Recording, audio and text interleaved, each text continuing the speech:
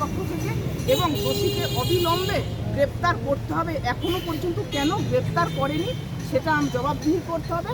যদি পুলিশ কোনো স্টেপ না নেয় তাহলে আমরা বৃহত্তর আন্দোলনে নামব। এই নেতার বিরুদ্ধে এর আগেও তো একাধিক এরকম অভিযোগ এই নেতার বিরুদ্ধে একাধিক এইরকম কমপ্লেন আছে।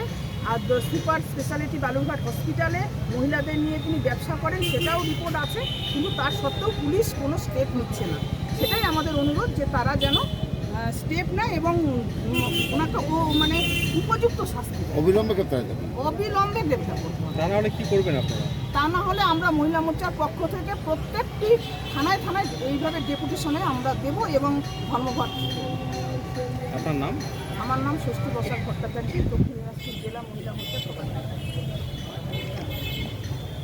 বন্দে মাতরম, বন্দে মাতরম, বন্দে মাতরম, বন্দে মাতরম। বিজেপি জিন্দাবাদ, জিন্দাবাদ, জিন্দাবাদ। বিজেপি জিন্দাবাদ, জিন্দাবাদ, জিন্দাবাদ। মহিলা মোর্চা জিন্দাবাদ, জিন্দাবাদ, জিন্দাবাদ। মহিলা মোর্চা জিন্দাবাদ, জিন্দাবাদ, জিন্দাবাদ।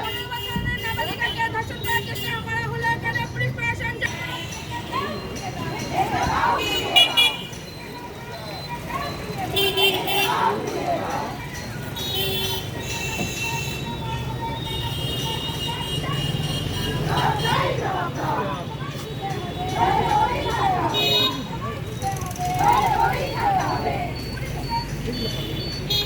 থানায় মহিলা মোর্চার তরফ থেকে বিক্ষোভ কর্মসূচি।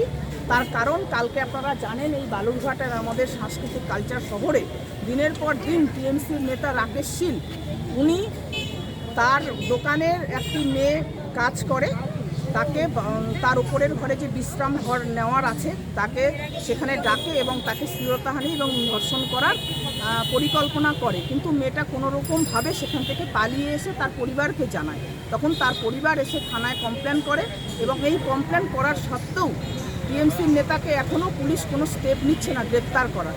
সেই জন্য দক্ষিণ দিনাজপুর জেলা মহিলা মোর্চার পক্ষ থেকে আমরা আজকে এই বিক্ষোভ কর্মসূচিতে নেমেছি। অতি অবিলম্বে যদি গ্রেপ্তার না করা হয় তাহলে দক্ষিণ দিনাজপুর জেলার প্রতিটা থানায় আমরা মহিলা মোর্চার পক্ষ থেকে বিক্ষোভ কর্মসূচি, ডেপুটেশন এবং আমরা পদ অবরোধ করব।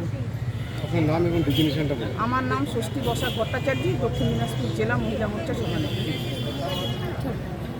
ম্যাডাম, এর আগেও কি এরকম কোনো ঘটনা ঘটেছিল? হ্যাঁ, এইরকম ওনার বিরুদ্ধে মোটামুটি এইরকম ঘটনা কমপ্লেন সব জমাই পড়ে এবং বালুরঘাটে সাধারণ আম পাবলিক সবাই জানে যে এই লোকটি এইরকম কাজ করে। পুলিশের হাতে সব কিছু থাকা সত্ত্বেও পুলিশ কেন অ্যারেস্ট করছে না সেটাই আমাদের প্রশ্ন, এবং তার জন্যই আজকে আমাদের এই বিক্ষোভ কর্মসূচি। এর আগে সুপার স্পেশালিটি হসপিটালে আপনারা জানেন যে ঘটনাটি ঘটে গেছে, সেখানেও ইনি জড়িত ছিলেন। আপনার কতক্ষণ থাকবেন এখানে? আমরা আমাদের কর্মসূচি হয়ে গেছে, আমরা এখন সবাইকে একটু এই ব্যাপারে জানাবো, জানিয়ে আমাদের কর্মসূচি আমরা শেষ করি। ধন্যবাদ।